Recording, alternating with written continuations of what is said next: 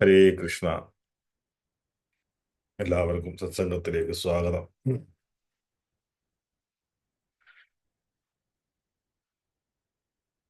നമ്മള് നമ്മുടെ പ്രശ്നപരിഹാരങ്ങൾക്ക് ഒരിക്കലും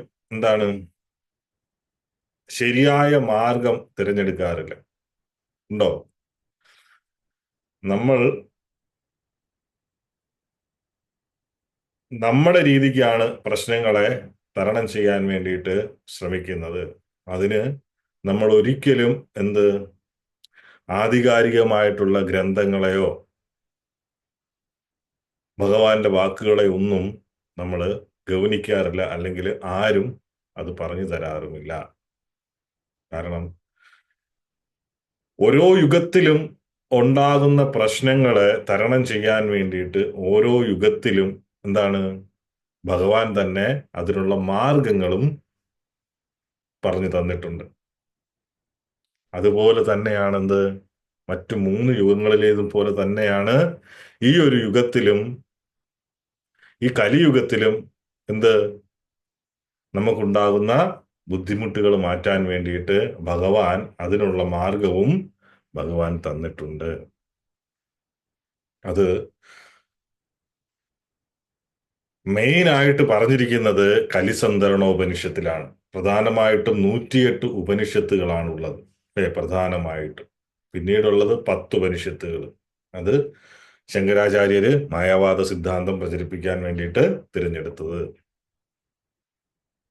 ഈ കലിസന്ധരണ ഉപനിഷത്തില് 1 മുതൽ 11 വരെയുള്ള ശ്ലോകങ്ങളിൽ, മന്ത്രങ്ങളില്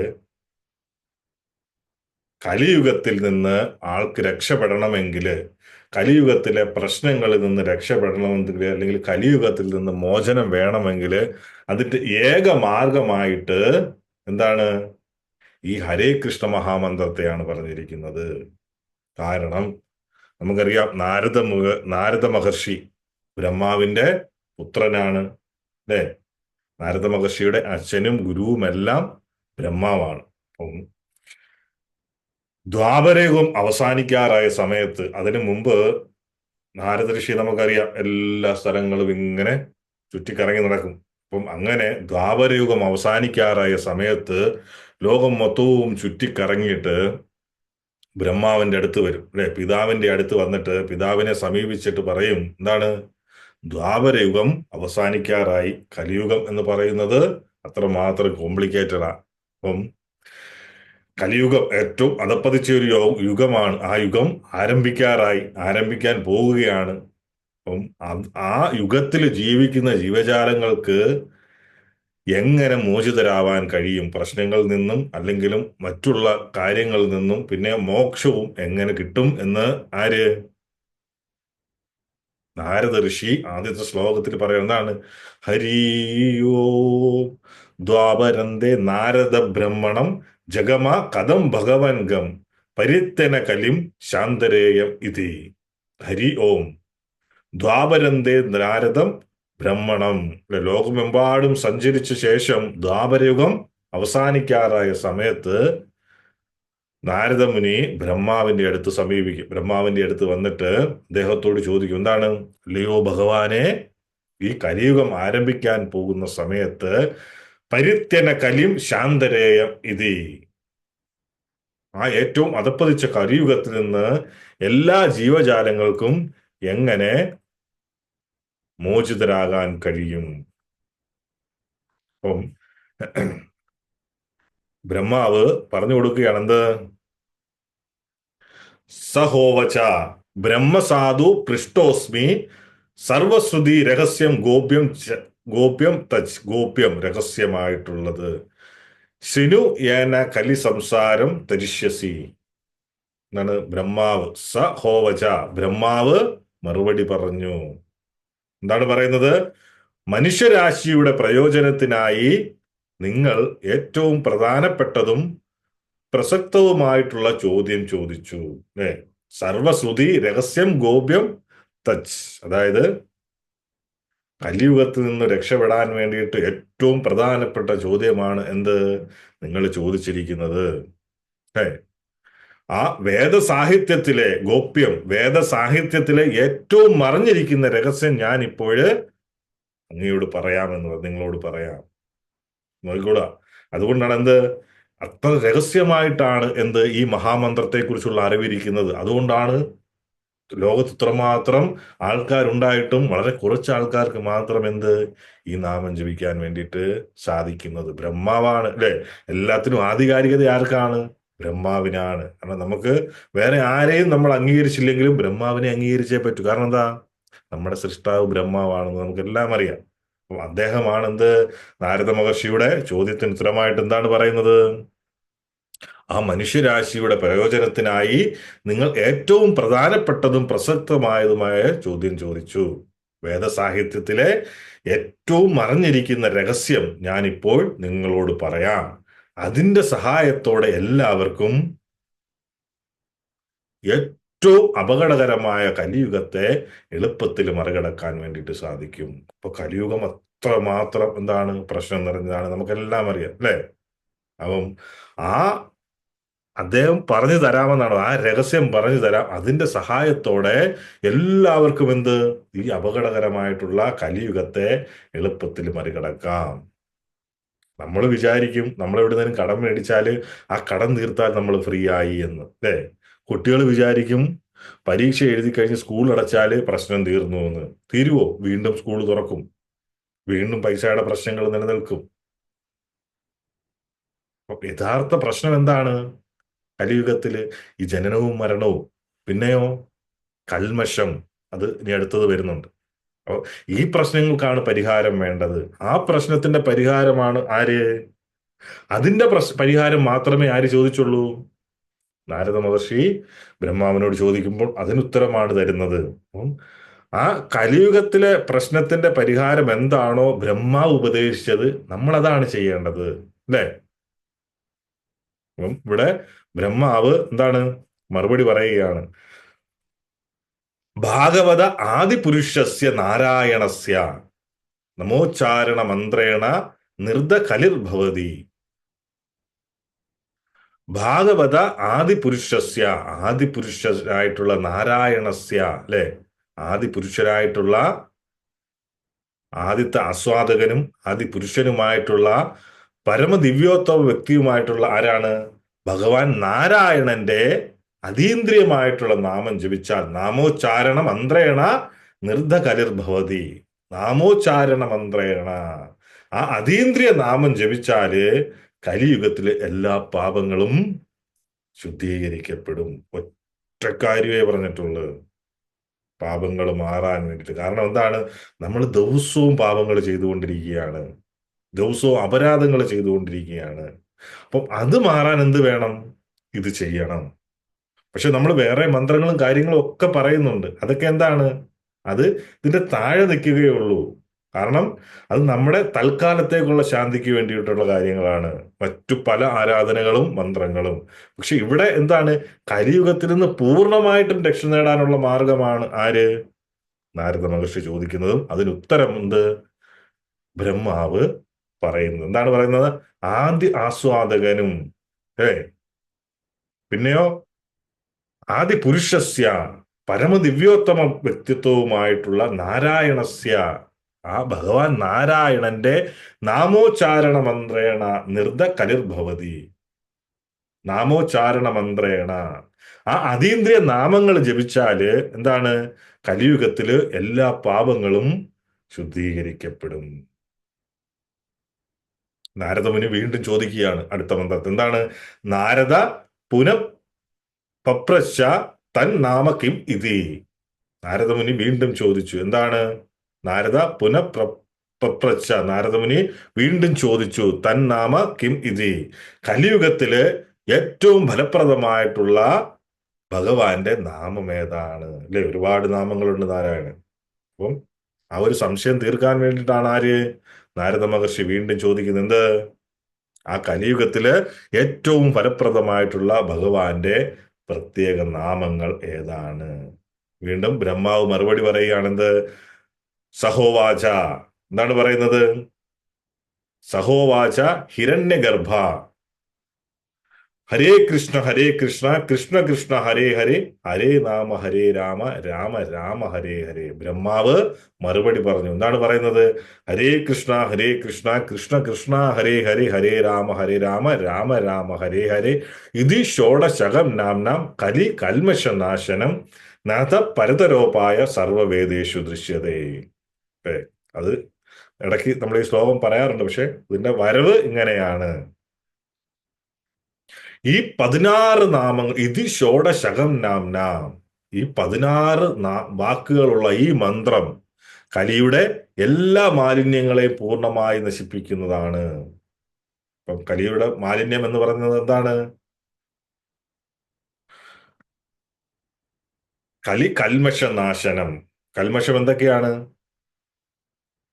കാമം, ക്രോധം, മോഹം, ലോഭം, അല്ലെ, മതം, മാത്സര്യം, ലോഭം, ഇതെല്ലാമാണ് എന്ത്? ഈ കലിയുഗത്തിലെ കൽമഷം എന്ന് പറയുന്നത്. കാമക്രോധ ലോഭമോഹ മത മാത്സര്യം. ഇതിൽ നിന്നാണ് നമ്മൾ പുറത്തു കിടക്കേണ്ടത്, മറ്റൊന്നിൽ നിന്നുമല്ല. മറ്റുള്ളതെല്ലാം എന്താണ്? താൽക്കാലികമാണ്. ഒരു പൈസയുടെ പ്രശ്നം വന്നു കഴിഞ്ഞാൽ ആ പൈസ തിരിച്ചു കൊടുത്താൽ താൽക്കാലികമായിട്ട് പ്രശ്നങ്ങൾ തീരും, അല്ലെ? വീടില്ലാത്തവർക്ക് വീട് വെച്ചാൽ ആ പ്രശ്നം തീരും. ഇതെല്ലാം ഭൗതിക ലോകത്തെ കാര്യമാണ്. പക്ഷെ യഥാർത്ഥ പ്രശ്നം വീണ്ടും അവിടെ എന്താണ്? എക്സിസ്റ്റ് ചെയ്യുകയാണ്, വീണ്ടും നിലനിൽക്കുകയാണ്. എന്താണ്? ഈ കൽമഷം. ഇതിനെ മറികടന്നാലേ എന്ത് പറ്റൂ? പാപമുക്തി ഉണ്ടാകൂ. പാപത്തിൽ നിന്ന് മുക്തി ഉണ്ടായെങ്കിൽ മാത്രമേ എന്ത് പറ്റൂ? വീണ്ടും ജനന മരണവും ഇല്ലാതെ ഇരിക്കൂ. എങ്കിൽ മാത്രമേ കലിയുഗത്തിൽ നിന്ന് നമ്മൾ രക്ഷപ്പെട്ടു എന്ന് പറയാൻ പറ്റൂ. കലിയുഗത്തിൽ നിന്ന് രക്ഷപ്പെട്ടില്ലെങ്കിൽ എന്ത് പറ്റും? വീണ്ടും നമ്മൾ ജനിക്കേണ്ടതായിട്ട് വരും. മനസ്സിലാകുന്നുണ്ടോ? അപ്പൊ കലിയുഗത്തെ ഓവർകം ചെയ്യണമെങ്കിൽ എന്ത് വേണം? ഈ നാമം ജപിക്കണം. മറ്റെന്ത് ജപിച്ചിട്ടും കാര്യമില്ല. മറ്റെന്ത് ജപിച്ചാലും എന്താണ്? ചിലപ്പോൾ പുണ്യം ഉണ്ടാവാം, അല്ലെങ്കിൽ താൽക്കാലിക പ്രശ്നങ്ങൾക്ക് ശമനം ഉണ്ടാകാം. എങ്കിലും എന്താണ്? നമ്മൾ വീണ്ടും ഈ കലിയുഗത്തിൽ തന്നെ ജനിക്കേണ്ടതായിട്ട് വരും. അപ്പൊ നമ്മുടെ ഉദ്ദേശം എന്താണ്? ഈ കലിയുഗത്തിൽ ഇനി വരാതിരിക്കുക, വീണ്ടും ഒരു ജന്മം ഭൂമിയിലേക്ക് വരാതിരിക്കുക, ഈ 714 ലോകത്തിൽ വരാതിരിക്കുക. അതാണ് വേണ്ടത്. എവിടെ നിന്നാണോ നമ്മൾ വന്നത് നമ്മൾ അവിടെ തിരിച്ചു പോവുക. ഈവൻ എത്ര പൈസ ഉണ്ടെന്ന് പറഞ്ഞു കഴിഞ്ഞാലും, എത്ര സമ്പത്ത്, എത്ര സ്വത്തും, എത്ര ഒക്കെ കാര്യങ്ങളുണ്ടെന്ന് പറഞ്ഞാലും അതിനൊന്നും നമ്മളെ രക്ഷിക്കാൻ പറ്റൂല. എത്ര അധികാര കസേരകൾ ഇരിക്കുന്ന എത്ര വലിയവരാണെന്ന് പറഞ്ഞാലും അവരും എന്താണ്? തിരിച്ച് ജനിക്കേണ്ടതായിട്ട് വരും, ഈ ഒരു സംഗതി അറിഞ്ഞില്ല എങ്കിൽ. ഇതാണ് പ്രശ്നം കലിയുഗത്തില്. എന്താണ് ഈ കലിയുഗത്തിലെ കൽമഷം? മെയിൻ പ്രശ്നം എന്താണ്? കാമക്രോധ, അല്ലേ? കാമം, ക്രോധം, മോഹം, ലോഭം, മതം, മാത്സര്യം. ഇതിൽ നിന്നാണ് മുക്തി വേണ്ടത്. നമ്മൾ വിചാരിക്കുന്നതൊന്നും നമുക്കില്ല എന്ന്. അതൊക്കെ നമ്മുടെ തോന്നലാണ്. നമുക്ക് എല്ലാവരുമായിട്ടും എന്താണ്? അറ്റാച്ച്മെന്റ് ഉണ്ട്. അപ്പൊ അതിനുള്ള മാർഗമാണ് എന്ത്? ഈ ഒരു ഹരേ കൃഷ്ണ മഹാമന്ത്രം, ഈ ഒരു 16 നാമങ്ങള്. അതുകൊണ്ടാണ് എടുത്തു പറയുന്നത് എന്താണ്? നാഥ പരതരോപായ സർവ വേദേഷു ദൃശ്യതേ. എല്ലാ വേദങ്ങളിലും എന്താണ്? ഇത് തന്നെയാണ് പറയുന്നത്. മറ്റൊരു മാർഗവും എന്താണ്? മോക്ഷത്തിന് പറയുന്നില്ല. അവിടെയാണ് നമ്മളെന്ത്? നമ്മുടെ പ്രശ്ന പരിഹാരം എന്ന് പറയുന്നത് മോക്ഷമാണ്.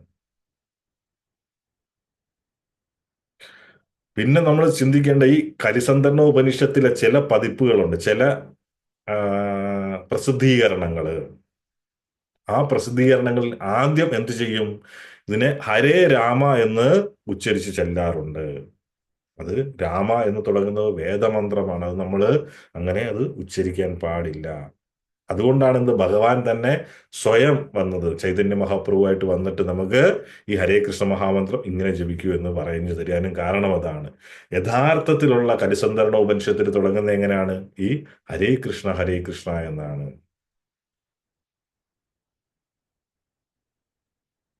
അപ്പം ഈ ശ്രീരാമചന്ദ്രമൂർത്തിയുടെ ഇത് വെച്ചിട്ടാണ് ആൾക്കാരെന്ത്?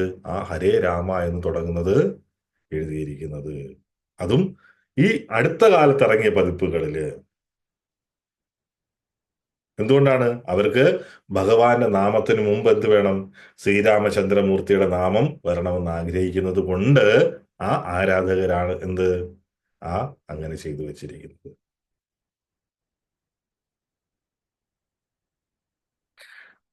എടുത്തു നോക്കിക്കഴിഞ്ഞാൽ അനന്ത സംഹിത, പിന്നെയോ ശ്രീ ചൈതന്യ ഉപനിഷത്ത്, അതായത് അഥർവ വേദത്തിലുള്ളതാണ്. പിന്നെ അഗ്നിപുരാണം, സനത്കുമാരര് ഇവര് എന്നിവയില് അല്ലെ, സനത്കുമാര സംഹിത, വായു പുരാണം, ഇതിലെല്ലാം എന്താണ് ഈ ഹരേ കൃഷ്ണ മഹാമന്ത്രം, ഈ ഹരേ കൃഷ്ണ എന്നാണ് എന്ത് ആരംഭിക്കുന്നത് ആദ്യം. ഇതൊക്കെ നോക്കി വെച്ചിരുന്നാൽ മതി ആരെങ്കിലും ചോദിക്കുമ്പോൾ പറഞ്ഞു കൊടുക്കാൻ വേണ്ടിയിട്ട്.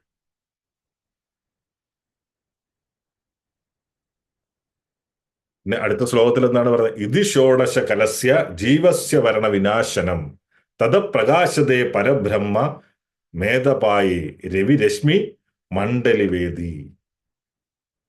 ഈ കൃഷ്ണന്റെ 16 നാമങ്ങൾ ഉൾക്കൊള്ളുന്ന ഈ മഹാമന്ത്രം എന്താണ്? എല്ലാ ജീവജാലങ്ങളുടെയും മായാകാശത്തെ നശിപ്പിക്കുന്നതാണ്.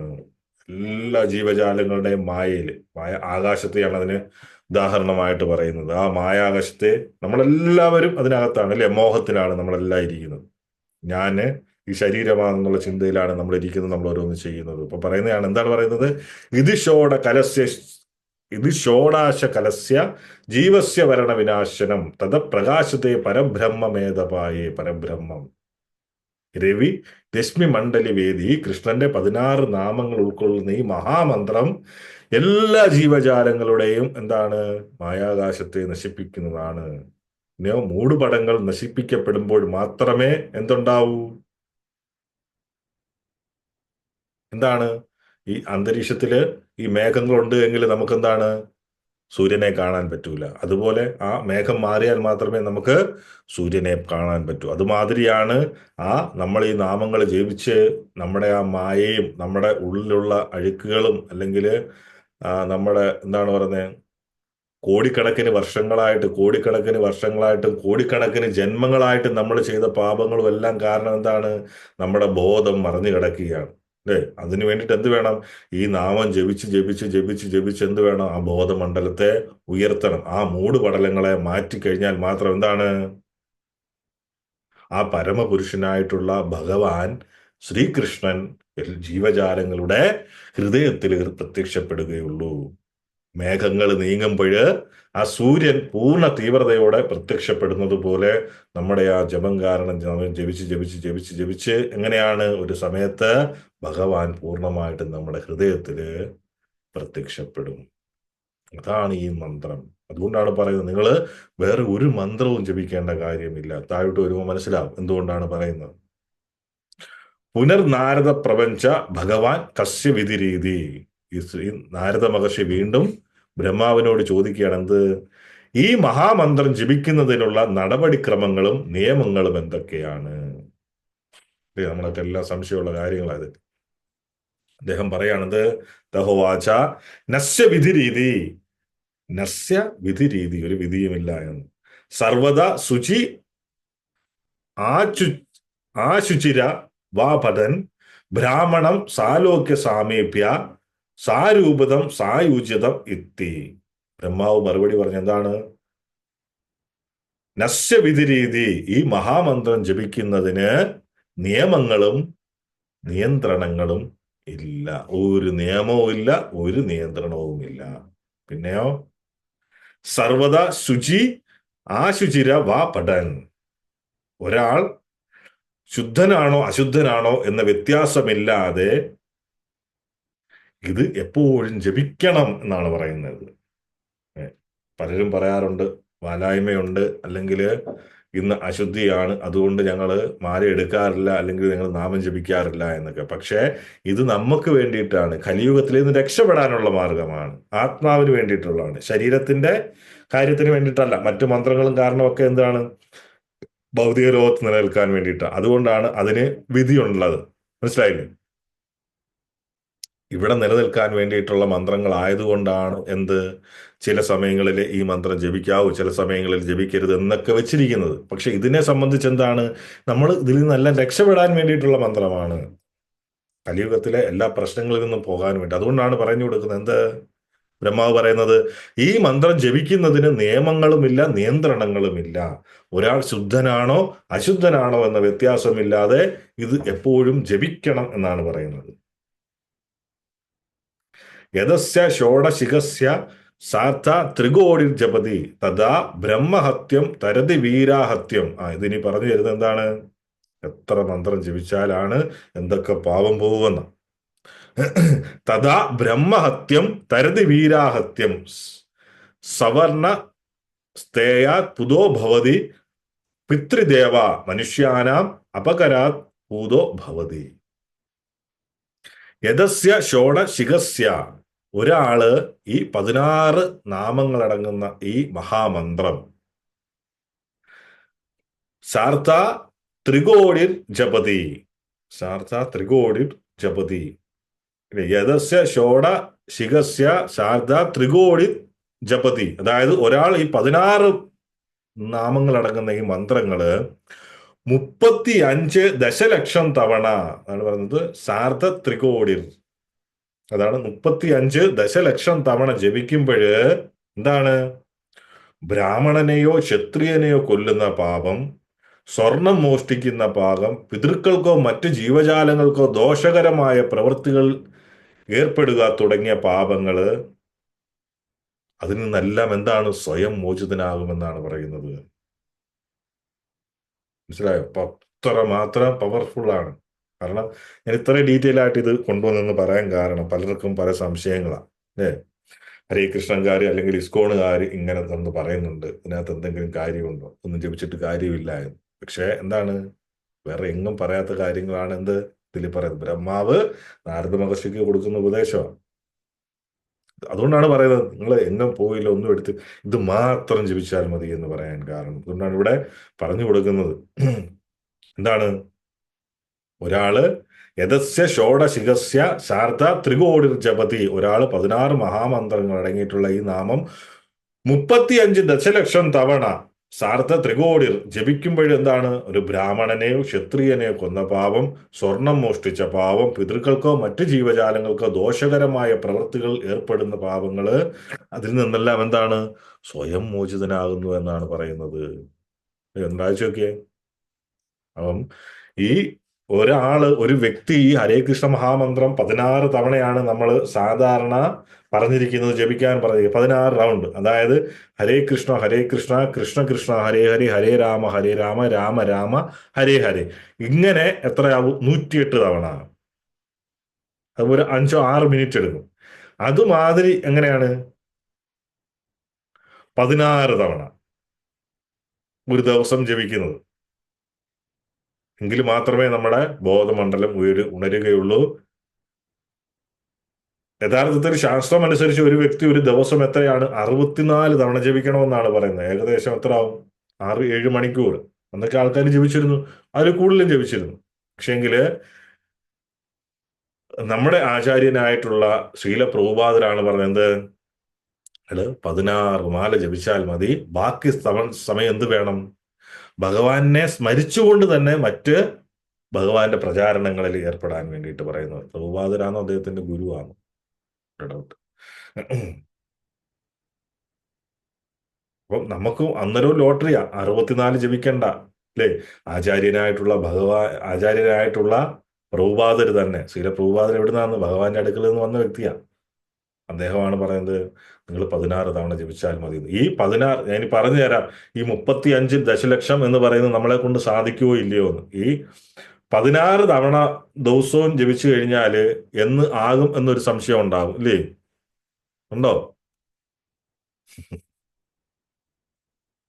അപ്പോ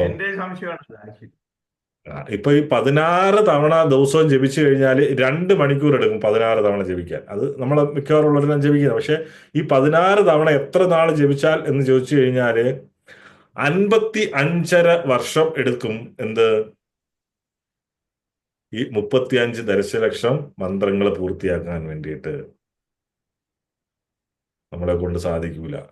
ഇതിനകത്ത് കേട്ടുകൊണ്ടിരിക്കുന്ന കുട്ടികൾക്ക് ചിലപ്പോൾ സാധിച്ചേക്കും അല്ലേ? പക്ഷെ നിങ്ങൾ പേടിക്കേണ്ട കാര്യമില്ല.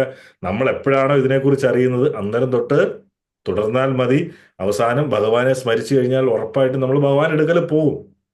16 തവണ ജപിക്കുന്നവർ പോയിരിക്കും, അതിന് സംശയമില്ല. പക്ഷേ ആ ഒരു കലിസന്ധർമ്മ ഉപനിഷത്തിൽ പറയുന്ന കാര്യമാണ് നമ്മൾ പറഞ്ഞു വരുന്നത്. കാരണം അതിനെ ഒന്നുകൂടി നമുക്ക് എന്താണ്, നാമം ജപിക്കുന്നവരുടെ കാര്യം മാത്രമാണ്. പക്ഷേ നമ്മൾ ഈ ഹരേ കൃഷ്ണ പ്രസ്ഥാനത്തിലോ അല്ലെങ്കിൽ ഗൗഡിയ വൈഷ്ണവ സമ്പ്രദായത്തിലൊക്കെ ഉള്ള ആൾക്കാർ എപ്പോഴും ഭഗവാനെ സ്മരിച്ചുകൊണ്ടാണ് നടക്കുന്നത്, മന്ത്രം മാത്രം ജപിച്ചുകൊണ്ടല്ല, അല്ലെ? മറ്റു പൂജകളും കാര്യങ്ങളും എല്ലാം ചെയ്യുന്നുണ്ട്. അപ്പം അവരെ സംബന്ധിച്ചിടത്തോളം ഇത് ബാധകമല്ല. എങ്കിലും അതിന്റെ ഡീറ്റെയിൽസ് ആയിട്ട് പറയുന്നു എന്ന് മാത്രം. ആ എത്ര വർഷം എടുക്കുമെന്ന് ഞാൻ ഒരു സംശയം കാരണം പറയുന്നതാണ്. 16 തവണ ജപിച്ചു കഴിഞ്ഞാൽ 55.5 വർഷം എടുക്കും. 35 ദശലക്ഷം മന്ത്രങ്ങൾ പൂർത്തിയാക്കാൻ വേണ്ടിയിട്ട്. ദിവസം 16, 16, 19, 26, 6, 32 തവണ ജപിച്ചു കഴിഞ്ഞാൽ എത്ര എടുക്കും? 28 വർഷം. പിന്നെ നിർദ്ദേശിക്കപ്പെട്ടിരിക്കുന്ന 64 ആണ് എങ്കിൽ എന്താണ്, സിമ്പിളായിട്ട് 15 വർഷം കൊണ്ട് ഫ്രീ ആവും, ഭഗവാൻ പ്രത്യക്ഷപ്പെടും. എന്താണ് പറഞ്ഞത്? ക്രിസ്റ്റൽ ക്ലിയർ ആയിട്ട് നമ്മുടെ ഹൃദയത്തിൽ പ്രത്യക്ഷപ്പെടുമെന്നാണ് പറയുന്നത്. അപ്പം നമ്മളെ സംബന്ധിച്ച് ഇതിന്റെ ഒന്നിന്റെ ആവശ്യമില്ല. നമ്മൾ ജപിക്കുന്നത് ആത്മാർത്ഥതയോടുകൂടി ജപിച്ചു പോവുക. എപ്പോഴാണോ നമ്മുടെ ശരീരം വിട്ടുപോകുന്നത്, ശരീരം വിട്ട് ആത്മാവ് പോകുന്നത്, ആ സമയത്ത് ഭഗവാനെ സ്മരിച്ചാൽ മതി.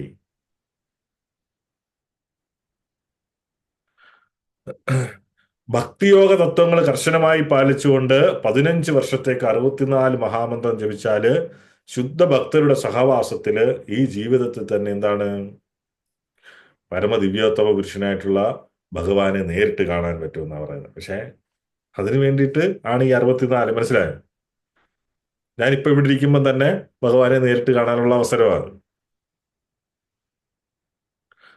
പക്ഷെ നമ്മൾ നാമം ജപിച്ച് അവസാനം ഭഗവാനെ സ്മരിച്ചാലും നമ്മൾ ഭഗവാന്റെ അടുത്ത് പോകും. ഇത് പറയുന്നത് എന്തുകൊണ്ടാണ്? ഭഗവാനെ ഈ ജന്മത്തിൽ തന്നെ കാണാനും സാധിക്കും ഇങ്ങനെ നമ്മൾ നാമം ജപിച്ചു കഴിഞ്ഞാൽ. ഇതാണ് കണക്ക് എന്ന് പറയുന്നത്. എന്തുകൊണ്ടാണ് 64 ജപിക്കുന്നത് അല്ലെങ്കിൽ 16 ജപിക്കുന്നത് എന്നൊക്കെ പറയുന്നത് നമ്മുടെ ബോധമണ്ഡലം ഉണരാൻ വേണ്ടിയിട്ടാണ്. കാരണം നമുക്കറിയില്ല, കോടിക്കണക്കിന് വർഷങ്ങൾ നമ്മൾ ജന്മം എടുത്തിട്ടുണ്ട്, കോടിക്കണക്കിന്. കാരണം എന്താ? കാരണം നമ്മൾ പാറ്റയായിട്ടുണ്ടാകാം, പൂച്ചയായിട്ടുണ്ടാകാം, പട്ടിയായിട്ടുണ്ടാകാം, ഒക്കെ ഉണ്ടായിട്ടുണ്ടാകാം. എന്നിട്ടാണ് നമുക്ക് ഈ മനുഷ്യജന്മം കിട്ടിയത്. അല്ലാതെ ഡയറക്റ്റ് നമ്മൾ മനുഷ്യനായിട്ടല്ല വന്നത്. ഇതിന് തൊട്ടു മുമ്പത്തെ ജന്മം പശുവിന്റെ ആയിരുന്നു. പശുവിന്റെ കഴിഞ്ഞിട്ടുള്ള ജന്മമാണ് എന്ത്, മനുഷ്യജന്മം എന്ന് പറയുന്നത്.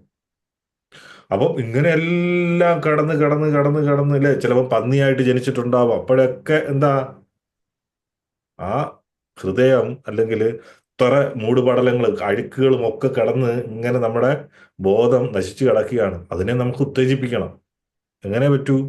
അതിനു വേണ്ടിയിട്ടാണ് എന്ത്, ഈ മഹാമന്ത്രം ജപിച്ച് ജപിച്ച് ജപിച്ച് ജപിച്ച് നമ്മുടെ ഹൃദയത്തെ ശുദ്ധീകരിക്കുന്നത്. സർവധർമ്മ പരിത്യാഗ പാപത് സത്യ ശുചിത മാപ്നുയാത് സദ്യേ മുച്യതേ സദ്യോ മുച്യതേ ഇത്യ ഉപനിഷത്ത്. ഇത് മഹാമന്ത്രം ജപിക്കുന്നതിലൂടെ നമ്മുടെ മുൻകാല ജീവിതത്തിലെ എല്ലാ കർത്തവ്യങ്ങളും നിരസിച്ചതിനാൽ എന്താണ്, മുൻകാല ജീവിതത്തിൽ നമ്മൾ ശേഖരിച്ചു വെച്ചിരിക്കുന്ന എല്ലാ കർമ്മങ്ങളും പാപങ്ങളിൽ നിന്നും ഒരാള് വേഗത്തിൽ ശുദ്ധീകരിക്കപ്പെടുന്നു.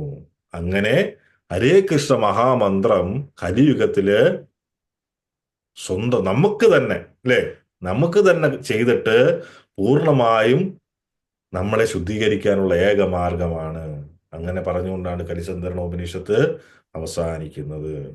അതുകൊണ്ടാണ് പറയുന്നത്, നിങ്ങൾ ഈ ഹരേ കൃഷ്ണ മഹാമന്ത്രം ദിവസം ഒരു 2 തവണയെങ്കിലും ജപിക്കുക. ബാക്കി തവണ പറ്റുന്ന സമയങ്ങളിൽ ഭഗവാനെ കുറിച്ച് കേൾക്കുക, ഭഗവത്ഗീത ഭാഗവതം തുടങ്ങിയത് വായിക്കുക. അങ്ങനെ ഉണ്ടെങ്കിൽ ഉറപ്പായിട്ടും ഭഗവാനെ പറ്റിയിട്ടുള്ള ചിന്ത എപ്പോഴും നമ്മുടെ ഉള്ളിലുണ്ടാകും. അങ്ങനെ വന്നു കഴിഞ്ഞാൽ ഭഗവാനെ നമുക്ക് നേരിട്ട് കാണാൻ പറ്റും. ഇത് ഉപനിഷത്ത് എന്നൊക്കെ പറയുന്നത് എന്താണ്, നമ്മൾ ആ ഒരു വിധിയുടെ രീതിയിൽ അതിനകത്ത് പറഞ്ഞിരിക്കുന്നതാണ്. കാരണം പിന്നീട് ആചാര്യന്മാർക്ക് അതിനകത്ത് മാറ്റങ്ങൾ വരുത്താം. കാരണം ടെക്സ്റ്റിൽ നിന്നല്ല, അവർക്ക് ചില ചേഞ്ചസുകൾ ആചാര്യന്മാർക്ക് വരുത്താം.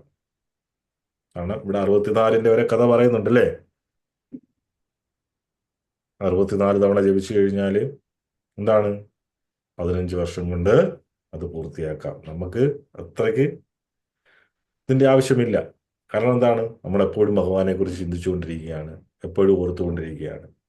പിന്നെ അതുകൊണ്ടാണ് എന്ത് ആചാര്യന്മാർ പറഞ്ഞിരിക്കുന്നത്, നിങ്ങൾ 16 തവണെങ്കിലും കൃത്യമായിട്ട് ജപിക്കൂ. അങ്ങനെയാണ് എങ്കിൽ ഉറപ്പായിട്ടും എന്ത്, കലിയുഗത്തിൽ നിന്ന് നമുക്ക് രക്ഷപ്പെടാം. അപ്പം കലിയുഗത്തിൽ നിന്ന് രക്ഷപ്പെടാൻ വേണ്ടിയിട്ട് പറഞ്ഞിരിക്കുന്ന ഏക മാർഗമാണ് എന്ത്, ഈ ഹരേ കൃഷ്ണ മഹാമന്ത്രത്തിന്റെ ജപം. അതും ഹരേ കൃഷ്ണ എന്ന് തുടങ്ങി തന്നെ ജപിക്കണം. ഈ അടുത്ത കാലത്ത് കരിസന്ധര വർഷത്തിന് മാറ്റം വരുത്തിയിട്ട് രാമനെ മുന്നിൽ കൊണ്ടുവന്നു. എങ്കിൽ പോലും മറ്റ് ടെക്സ്റ്റുകൾ, അല്ലേ, സംഹിത എന്നൊക്കെ പറയുന്നത് വേദം തന്നെയാണ്, വേദത്തിന്റെ പാർട്ടാണ്. അനന്തസംഹിത, ചൈതന്യ ഉപനിഷത്ത് അഥർവവേദത്തില്, പിന്നെ അഗ്നിപുരാണത്തില്, സനത് കുമാരന്മാർ പറയുന്നുണ്ട്, വായുപുരാണത്തിൽ, ഇതിനകത്തെല്ലാം എന്ത് ഇപ്പോഴും അതേപോലെ തന്നെ ഹരേ കൃഷ്ണ എന്ന് തന്നെയാണ് തുടങ്ങുന്നത്. അപ്പം ഇതല്ലാണ്ട് വേറെ ഒരു മാർഗവും എന്ത് നമ്മളെ രക്ഷപ്പെടുത്താൻ വേണ്ടിയിട്ട് ഇല്ല. എല്ലാവരും, അതുകൊണ്ടാണ് എല്ലാവരും ഈ നാമം ജപിക്കാൻ വേണ്ടിയിട്ട് പറയാൻ കാരണം അതാണ്. പ്രത്യേകിച്ച് ഈ ഹരേ കൃഷ്ണ മഹാമന്ത്രം. കാരണം അതിനെ നമ്മളെ രക്ഷപ്പെടുത്താൻ പറ്റൂ, വേറെ ഒന്നിനും പറ്റൂ. മറ്റെല്ലാത്തിനും താൽക്കാലിക ആശ്വാസങ്ങളെ പറ്റൂ. ഒരു ദിവസം ജപിച്ച്, 2 ദിവസം ജപിച്ച്, മൂന്നാമത്തെ ദിവസം കാലം എവിടെയെങ്കിലും ഒന്ന് മുട്ടിക്കഴിഞ്ഞാൽ നമ്മൾ പറയും, അയ്യോ ഞാൻ ആ നാമം ജപിക്കുന്നുണ്ടാ, ഞാൻ ഇട്ടേച്ച് പോകും. അതിട്ടിട്ട് പോയിട്ട് ഭഗവാനൊന്നും നേടാനുമില്ല, സാധിക്കാനുമില്ല. നിങ്ങൾക്കാണത് നഷ്ടം. കാല് തട്ടിയ കാല് അത് എവിടെയെങ്കിലും വെച്ചിട്ട് ഒരു സ്പ്രേ അടിച്ചു കഴിഞ്ഞാൽ അതിന്റെ വേദന മാറും. അതും താൽക്കാലികമാണ്, ശരീരത്തിന്റെ വേദനയാണ്. കാരണം ഈ ശരീരം നമ്മൾ ഇവിടെ കളഞ്ഞിട്ട് പോകേണ്ടതാണ്. നാമം ജപിക്കുന്നതിലൂടെ നമ്മുടെ ശരീരത്തിന് എന്തെങ്കിലും പ്രശ്നം വന്നു കഴിഞ്ഞാൽ അത് മൈൻഡ് ചെയ്യരുത്. കാരണം ശരീരത്തിന് എന്തെങ്കിലും പറ്റി കഴിഞ്ഞാൽ ആത്മാവ് സന്തോഷിക്കുന്നുണ്ട്, അങ്ങനെ ചിന്തിക്കുക. കാരണം ശരീരം ഇവിടെ കളഞ്ഞിട്ട് പോകേണ്ടതാ. കഴിഞ്ഞൊരു ക്ലാസ്സിൽ പറഞ്ഞു, നമ്മൾ വെറും വാടകക്കാരാണ് ഈ ശരീരത്തിന്റെ ഉടമസ്ഥര് വേറെയാണ്. അവരിറങ്ങി പോകാൻ പറഞ്ഞു കഴിഞ്ഞാൽ നമ്മൾ ഇതിനകത്തുനിന്ന് പോകണം. അതിന് എന്തൊക്കെ അസുഖം വന്നാൽ എത്ര കോടിക്കണക്കിന് രൂപ നമ്മൾ ആശുപത്രി ചെലവാക്കിയാലും നമ്മൾ പോയേ പറ്റൂ. പലരും പറയാറുണ്ട്, യോ മക്കളുടെ കൊച്ചിനെ കണ്ടിട്ടൊന്നും കണ്ണടച്ചാൽ മതിയായിരുന്നു, അല്ലെ കൊച്ചുമക്കളെ കണ്ടിട്ട് കണ്ണടച്ചാൽ മതിയായിരുന്നു എന്നൊക്കെ പറയാറുണ്ട്. പക്ഷെ എന്നിട്ടും നമ്മുടെ ആർത്തി തീരൂല. പിന്നെ അവരുടെ മക്കളെ കാണണമെന്നാവും, പിന്നെ അവർക്ക് വീട് വെച്ച് അല്ലെങ്കിൽ വേറെ എന്തെങ്കിലുമൊക്കെ. അതാണ് ഈ ഭൗതിക ലോകത്തിന്റെ പ്രശ്നം. ഭൗതിക ലോകത്തിൽ നമ്മളെ പിടിച്ചു നിർത്തുന്ന കാര്യങ്ങളാണ് ഇതൊക്കെ. അപ്പം ശരീരത്തിന്റെ സുഖത്തിന് വേണ്ടിയിട്ട് നമ്മൾ എന്താണ്, ആത്മാവിന് സുഖം കിട്ടുന്ന കാര്യമായിട്ടുള്ള, അല്ലെങ്കിൽ ഈ കലിയുഗത്തിൽ നിന്ന് രക്ഷപ്പെടുന്നതായിട്ടുള്ള ഈ മഹാമന്ത്ര ജപവും മറ്റു കാര്യങ്ങളും, അല്ലെങ്കിൽ ആധ്യാത്മിക രീതിയിലുള്ള പഠനങ്ങളും ആധ്യാത്മിക രീതിയിലുള്ള ജീവിതവും നമ്മൾ മാറ്റിവെക്കരുത്, കളയരുത്. കാരണം ഒന്നിനും നമ്മളെ രക്ഷിക്കാൻ പറ്റില്ല. ഈ ശരീരത്തിന്റെ ബന്ധമാണ് എന്ത്, ഭർത്താവും ഭാര്യയും മക്കളും ഒക്കെ ആയിട്ടുള്ളത്. ഇവരാരും നമ്മുടെ കൂടെ വരൂല. നമ്മുടെ കൂടെ ഈ മഹാമന്ത്രം മാത്രമേ നമ്മളെ രക്ഷിക്കൂ. ഇനി എത്രയൊക്കെ പറഞ്ഞാലും, എന്തൊക്കെ കഥകൾ കേട്ടാലും, എന്തൊക്കെ ഇതായാലും, വേറെ എന്തൊക്കെ മന്ത്രങ്ങൾ ജപിച്ചാലും, വേറെ എന്തൊക്കെ പൂജകൾ ചെയ്താലും, എന്ത് ചെയ്താലും ഇത് കൊണ്ടാണ് ഇത് മഹാമന്ത്രം എന്ന് പറയും. ഈ മഹാമന്ത്രത്തിന്റെ അത്രയും ഒന്നിനും കിടപിടിക്കാൻ പറ്റൂല. കാരണം ഇത് മാത്രമേ നമ്മളെ രക്ഷപ്പെടുത്താൻ പറ്റൂ. ബാക്കിയൊക്കെ നമ്മുടെ ശരീരത്തെ കുറച്ചുനാൾ നിലനിർത്താം. സി, ചിലപ്പം ഒരിടത്ത് പോയി കഴിഞ്ഞാൽ അവിടുന്ന് എന്തെങ്കിലും മന്ത്രം തരും, അല്ലെ, കുറച്ച് പൈസ കിട്ടാനോ അല്ലെങ്കിൽ അസുഖം ഭേദമാവാനോ ഒക്കെ തന്നെ. ചിന്തിക്കുക, അത് കിട്ടിയിട്ട് എന്ത് കാര്യം? തൽക്കാലത്തേക്കാണത്. അത് കിട്ടിയത് കൊണ്ട് നമ്മൾ മരിക്കാതിരിക്കുന്നുണ്ടോ? ഇല്ല. എന്ത് തന്നെ ആയാലും വാർദ്ധക്യം വരും, ജനനം ഉണ്ടാകും, യൗവനം ഉണ്ടാകും, അല്ലെ, വാർദ്ധക്യം ഉണ്ടാകും, രോഗമുണ്ടാകും, മരണമുണ്ടാകും. അത് ശരീരത്തിന്റെ അവസ്ഥയാണ്. അതിൽ നിന്ന് രക്ഷപ്പെടാൻ ഒന്നിനും പറ്റൂല. അതിൽ നിന്ന് രക്ഷപ്പെടാനുള്ള ഏക മാർഗം ഈ ഹരേ കൃഷ്ണ മഹാമന്ത്രമാണ്. നമ്മളെ രക്ഷപ്പെടുത്താൻ വേണ്ടിയിട്ടുള്ള ഏക മാർഗം ഹരേ കൃഷ്ണ മഹാമന്ത്രം ജപം മാത്രമാണ്. വേറെ ഒന്നിനും നമ്മളെ രക്ഷിക്കാൻ പറ്റൂല. എന്തൊക്കെ പ്രശ്നങ്ങൾ നമ്മൾ തരണം ചെയ്താലും അതിനൊന്നും നമ്മളെ രക്ഷിക്കാൻ പറ്റൂല. ഭൗതിക ലോകത്തിൽ അങ്ങനെയാണ്. കാരണം നമ്മൾ ഈ ഭൗതിക ലോകത്തിലെ ആൾക്കാരല്ല നമ്മൾ. നമ്മൾ ഈ ഭൗതിക ലോകത്തിൽ ജീവിക്കാൻ വേണ്ടിയിട്ട് തന്നിരിക്കുന്ന ഒരു ശരീരം മാത്രമാണ്, ഒരു ഉപകരണം മാത്രമാണ് ഈ ശരീരം. നാം എന്ന് പറയുന്നത് ഈ ആത്മാവാണ്. നമ്മുടെ ശരീരം എന്ന് പറയുന്നത് നമ്മൾ എവിടെയാണോ ഉള്ളത് അവിടെ നിന്ന് നമ്മൾ തെറ്റ് ചെയ്തതിന്റെ പേരിൽ നമ്മൾ ഇവിടെ വന്നിരിക്കുന്ന ശിക്ഷ അനുഭവിക്കുകയാണ്. അങ്ങനെയാണ് നമ്മൾ ചിന്തിക്കുന്നത്. അപ്പം അറ്റ്ലീസ്റ്റ് ദിവസവും ഒരു 2 തവണയെങ്കിലും നാമം ജപിക്കുക. അതും ജപമാലയിൽ ജപിക്കണം. എങ്കിലേ നമുക്ക് അതിന്റെ ആ ഒരു പവർ ഉണ്ടാവും, കോൺസെൻട്രേഷൻ കിട്ടുകയുള്ളൂ. മാലയില്ലാത്തവര് മാല വാങ്ങുക. പറഞ്ഞാൽ മതി, മാല അയച്ചു തരാം. ഇല്ല എങ്കിൽ എല്ലാവരും ദിവസവും രാവിലെ ഒരു 2 തവണയും വൈകുന്നേരം ഒരു 2 തവണയും വെച്ചിട്ട് മഹാമന്ത്രം ജപിക്കുക. ഈ കലിയുഗത്തിൽ നിന്നും രക്ഷപ്പെടുക. ഇനിയും ഈ ഒരു ഭൂമിയിലോട്ട്, അല്ലെങ്കിൽ ഈ ഒരു 14 ലോകത്തിലോട്ട് വന്ന് കഷ്ടപ്പെടാൻ ഉള്ള ഇടയുണ്ടാവാതിരിക്കുക. കാരണം മറ്റു എല്ലാവരും, എല്ലാ മതസ്ഥർക്കും സ്വർഗം വരെ പറയുന്നുണ്ട്. പക്ഷേ ആ സ്വർഗത്തിലോട്ട് പോയാൽ താഴെ വരേണ്ടി. സ്വർഗം എന്ന് പറയുന്നത് ഈ ഭൂമിയുടെ തൊട്ട് മണ്ടയ്ക്ക, അതിന് തൊട്ട് മേളിലാണ് നിൽക്കുന്നത്. മനസ്സിലായില്ലേ? അതും കഴിഞ്ഞ് ലോകം ഒക്കെ കഴിഞ്ഞ് പോയിട്ടും ബ്രഹ്മലോകം ലാസ്റ്റ്. ആ ബ്രഹ്മലോകം വരെ പോയാലും തിരിച്ച് നമ്മൾ താഴേക്ക് വരേണ്ടി വരും. അബ്രഹ്മ ഭുവനാർലോക പുനരാവർത്തനം അർജുന. ഭഗവാൻ അർജുനോട് പറയുന്നത് അബ്രഹ്മ ഭുവനാർലോക. ആ ബ്രഹ്മലോകം വരെ പോയാലും വീണ്ടും തിരിച്ചിട്ട് വരണം. ക്ഷീണേ പുണ്യ മർത്യലോകം വിശന്തി. നമ്മളിപ്പോ പുണ്യം ചെയ്താലും പറയാറില്ലേ, ഒരുപാട് ഞാൻ ധനസഹായം ചെയ്യുന്നുണ്ട്, ഒരുപാട് പേരെ കല്യാണം കഴിച്ചു കൊടുക്കുന്നുണ്ട്, ഒരുപാട് പേർക്ക് ഭക്ഷണം കൊടുക്കുന്നുണ്ട്, ചാരിറ്റി ഒത്തിരി ചെയ്യുന്നുണ്ട്. അതിനൊന്നിനും നമുക്ക് മോക്ഷം തരൂല. അതെന്താണ് ചെയ്യുന്നത്? അത് പുണ്യമാണ്. ആ പുണ്യത്തിന് എവിടെ കൊണ്ടുപോകാം? നമ്മളെ സ്വർഗലോകം വരെ കൊണ്ടുപോകാം. അതുകൊണ്ടാണ് പറയുന്നത് ക്ഷീണേ പുണ്യ മർത്യലോകം വിശന്തി. ക്ഷീണേ പുണ്യ മർത്യലോകം, അതായത് ക്ഷീണേ പുണ്യ. ആ പുണ്യത്തിന് ക്ഷീണം സംഭവിക്കുമ്പോൾ ഇവിടെ ചെയ്ത പുണ്യത്തിന്റെ ഫലമായിട്ടാണ് അവിടെ ചെല്ലുന്നത്. അപ്പം അതിന്റെ ആ പുണ്യത്തിന്റെ കാലാവധി തീരുമ്പോൾ എന്തുവാണ്? ക്ഷീണേ പുണ്യ മർത്യലോകം വിശന്തി. വീണ്ടും ഇവിടെ വരണം, വീണ്ടും ഈ താഴെ വന്നേ പറ്റൂ. കരുതി അങ്ങനെ ചെയ്യണ്ടെന്നല്ല.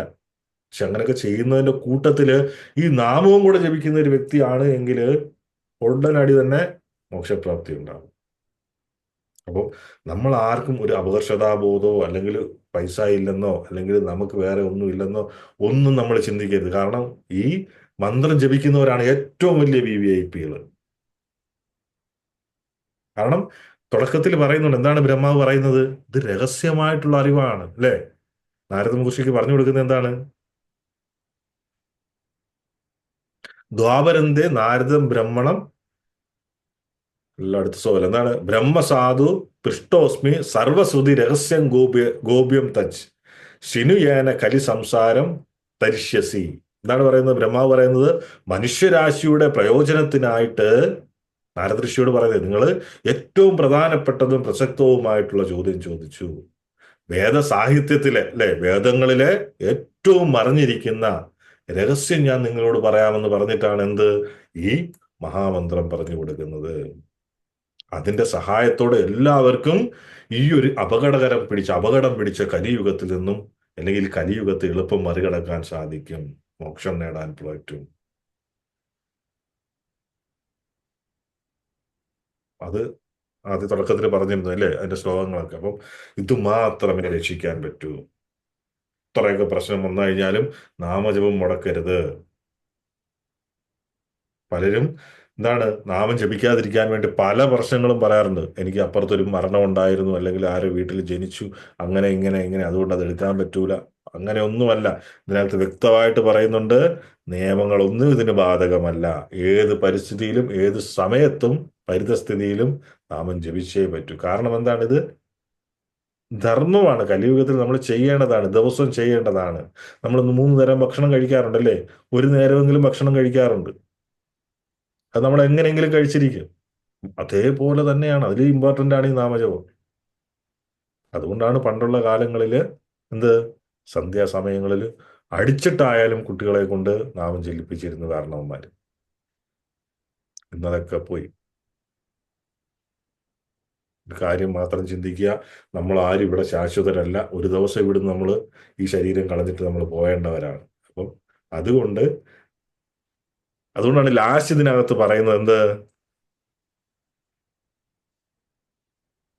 സ്വയം, അല്ലെ, സ്വയം പൂർണ്ണമായിട്ടും എന്താണ് നമുക്ക് ഉടനടി ശുദ്ധീകരിക്കാനുള്ള മാർഗമാണ് സ്വയം. കാരണം വന്ന കാലത്ത് നമ്മൾ മരിച്ചു കഴിഞ്ഞാൽ ആരൊക്കെ കർമ്മം ചെയ്യുമോ ഏതൊക്കെ രീതിയിലാണെന്ന് നമുക്കൊന്നും പറയാൻ പറ്റൂല. അതുകൊണ്ട് നമ്മൾ ഇപ്പോഴേ നമുക്ക് വേണ്ടിയിട്ട് ചെയ്തു വെച്ചേക്കുക. ഈ മഹാമന്ത്രം ജപിച്ച് അവസാന ശ്വാസം പോകുന്ന സമയത്ത് കൃഷ്ണ എന്ന് വിളിച്ചിട്ടാ പോകുന്നതെങ്കിൽ വേറെ ആരും കർമ്മം ചെയ്യേണ്ട ഒരു കാര്യവുമില്ല. വേറെ ആരും ഒന്നും ചെയ്യണ്ട. അടിയന്തരവോ അല്ലെങ്കിൽ 41 ഇതിന്റെ ഒന്നും ആവശ്യമില്ല. കാരണം എന്താണ്, ജീവിച്ചിരിക്കുമ്പോൾ തന്നെ നമ്മൾ നമുക്ക് വേണ്ടിയിട്ടുള്ള ചെയ്തു വെക്കുന്നുണ്ട്. നമ്മൾ ശുദ്ധീകരിക്കപ്പെട്ടിട്ടുണ്ട് ഓൾറെഡി. ആ സമയത്ത് ഭഗവാനെ കൃഷ്ണ എന്ന് വിളിച്ചിട്ടാണ് നമ്മൾ, അല്ലേ, കൃഷ്ണ എന്ന് വിളിക്കുമ്പോൾ ഭഗവാൻ നമ്മളെ കൊണ്ടുപോകും. എല്ലാവരും നാമം ജപിക്കുക. എല്ലാവർക്കും അതിനുള്ള സാഹചര്യങ്ങൾ ഉണ്ടാവട്ടെ, സമയമുണ്ടാകട്ടെ. അതിനുവേണ്ടി ഭഗവാനോട് പ്രാർത്ഥിച്ചുകൊണ്ട് ഇന്നത്തെ ക്ലാസ് നമുക്ക് നിർത്താം. ഹരേ കൃഷ്ണ.